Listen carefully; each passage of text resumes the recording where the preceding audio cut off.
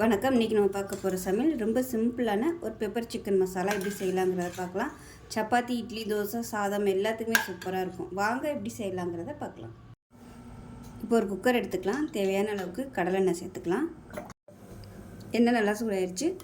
கரம் மசாலா எல்லாம் சேர்த்துக்கலாம். பட்டை, கிராம்பு, ஏலக்காய், கல்பாசி, சோம்பு, பிரியாணி இலை எல்லாம் சேர்த்துக்கலாம்.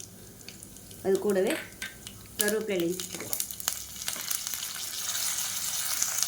மீடியம் சைஸாக ஒரு பெரிய வெங்காயம் கட் பண்ணதை சேர்த்துக்கலாம்.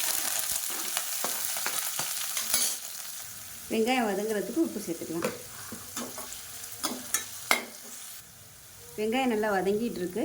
இல்லை 6 பல் பூண்டு, ஒரு 3 துண்டு இஞ்சி, 4 சின்ன வெங்காயம் போட்டு நல்லா நைஸாக அரைச்சி வச்சுருக்கேன். இப்போ இந்த அரைச்ச பேஸ்ட்டை இதில் சேர்த்துக்கலாம். சின்ன வெங்காயம் சேர்க்கும்போது டேஸ்ட் நல்லாயிருக்கும். இப்போ நல்லா பச்சை வாசனை போக வதக்கிக்கலாம்.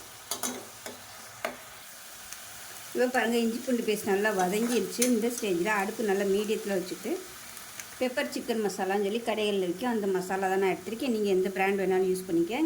இது வந்து 20 கிராம், அரை கிலோ சிக்கனுக்கு வந்து இது கரெக்டாக இருக்கும். நான் அந்த ஒரு பாக்கெட் அப்படியே சேர்த்துக்கிறேன். 20 கிராம் பாக்கெட் இது.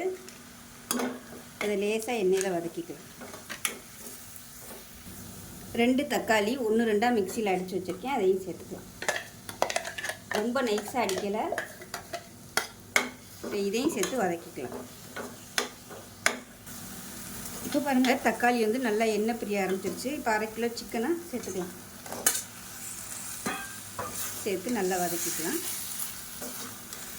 உப்பு ஏற்கனவே போட்டிருக்கேன். இந்த மசாலாலேயும் உப்பு இருக்கும், அதனால் பார்த்து கவனமாக சேர்த்துக்கோங்க. இப்போ இதில் கொஞ்சமாக மஞ்சள்தூள் சேர்த்துக்கலாம். இப்போ சிக்கனை நல்லா சுருளை வதக்கியாச்சு. இப்போ இதில் கொஞ்சமாக தண்ணி சேர்த்துக்கலாம். தண்ணி நல்லா சூடு பண்ணிவிட்டு சேர்த்துக்கோங்க. சும்மா ஒரு அரை டம்ளர் அளவுக்கு தண்ணி ஊற்றினா போதும். சிக்கனில் இருந்தும் தண்ணி வரும்.